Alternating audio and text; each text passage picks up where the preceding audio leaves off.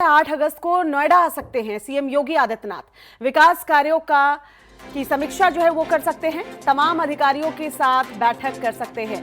तमाम परियोजनाओं की प्रगति पर चर्चा होगी।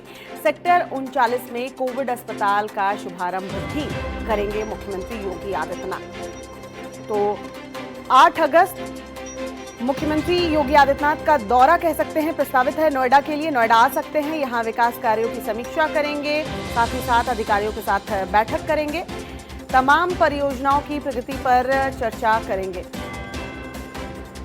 सेक्टर 39 में जो कोविड अस्पताल बना है उसका भी शुभारंभ मुख्यमंत्री योगी आदित्यनाथ के हाथों होना है। हमारे रेजिडेंट एडिटर हरेंद्र चौधरी इस वक्त हमारे साथ फोन लाइन पर जुड़ चुके हैं।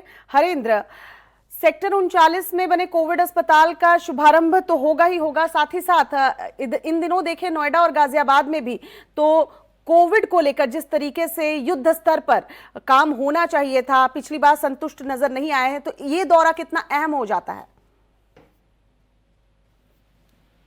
बिल्कुल देखिए श्वेता, हम सभी जानते हैं कि जो कोरोना की जो संक्रमण की जो रफ्तार है यूपी में तेज गति से बढ़ रही है, उसी के जो खासकर मेरठ मंडल की बात की जाए तो आंकड़े बेहद चिंताजनक है। यही वजह है कि पिछली बार जब सीएम योगी आदित्यनाथ जो है नोएडा आए थे तो कोविड कार्य योजनाओं को लेकर जो समीक्षा उन्होंने की थी उससे संतुष्ट नजर नहीं आए थे। खासी नाराजगी उन्होंने इस बात को लेकर जाहिर की थी और अब चूंकि ये आधिकारिक रूप से तय हो गया है कि 8 अगस्त को सीएम योगी आदित्यनाथ जो है नोएडा का दौरा करेंगे और इस दौरान कोविड-19 से जुड़ी जो एक्शन प्लान, जो कार्य योजना है उनकी समीक्षा करेंगे। साथ ही जमीनी हकीकत जानने की कोशिश करेंगे कि जो दिशा निर्देश उनकी तरफ से टीम 11 की बैठक में राजधानी लखनऊ में जो रोजाना दिए जाते हैं और सही मायने में जमीनी स्तर पर उनका अमल हो पा रहा है या नहीं हो पा रहा है। और इसके अलावा सेक्टर 39 में जो कोविड एक अस्पताल है उसकी शुरुआत करेंगे और मंशा यही है कि जो इस बढ़ते संक्रमण के चलते न सिर्फ इसकी रफ्तार को रोकी जाए बल्कि जो संक्रमित लोग हैं उनको बेहतर से बेहतर स्वास्थ्य सेवाएं मुहैया कराई जाए। इसी सोच के चलते कोविड हॉस्पिटल का एक शुभारंभ होना है। अब देखने वाली बात होगी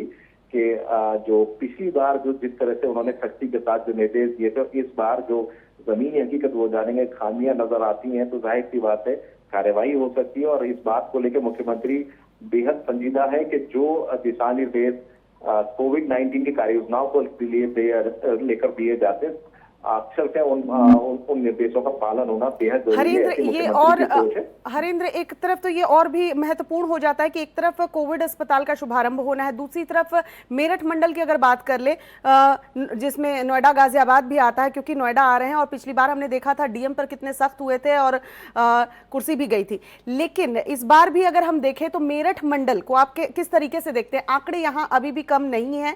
हालांकि पूरे उत्तर प्रदेश की बात कर ले, रिकवरी रेट ठीक है, लेकिन जो मुख्यमंत्री चाहते हैं जिस तरीके से काम हो, जिस तरीके से उत्तर प्रदेश में लगातार टीम 11 के अधिकारियों के साथ बैठक में दिशा निर्देश देते हैं, अगर पूरे मेरठ मंडल को अगर आप देखें तब और अब में क्या फर्क नजर आता है? क्या लगता है मामले अभी भी बढ़ रहे हैं?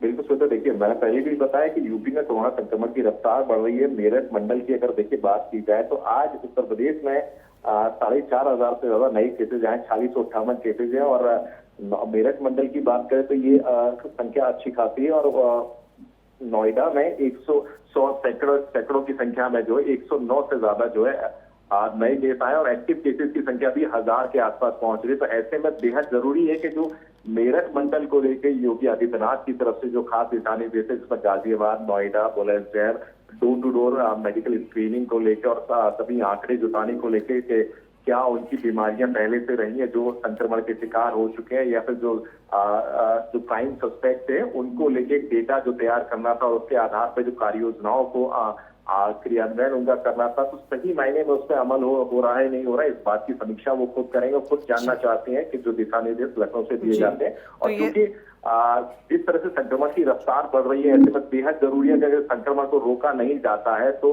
बिल्कुल। बहुत बहुत शुक्रिया हरेंद्र तमाम जानकारी के लिए।